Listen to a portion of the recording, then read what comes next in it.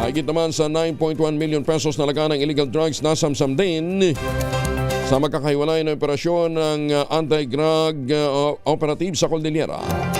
Detalye ng balita mula kay Romy Gonzalez sa RH41. Naimbag na bigat, Romy.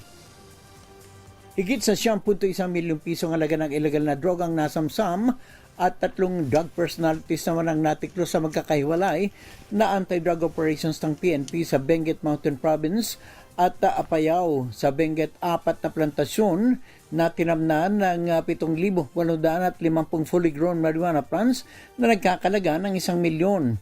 770,000 piso ang nadiskubre ng mga operating troops sa Barangay Cayapas at Sinakbat sa Bacon at Barangay Badeo sa Kibungan, Benguet.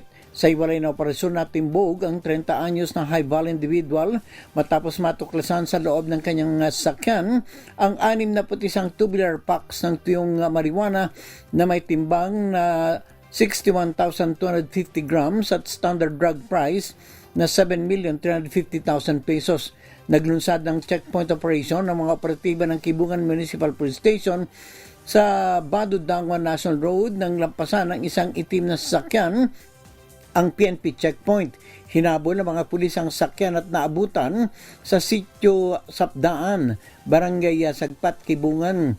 At sa ginawang inspeksyon natuklasan ang mga naturang kontrabando at inaresto ang suspect. Sa Mountain Province na aresto ang 30 anyos na street level individual matapos makumpiska sa kanyang tahanan ang 5 pakete ng Cebu na may timbang na 4.49 grams at standard drug price na 30,532 pesos.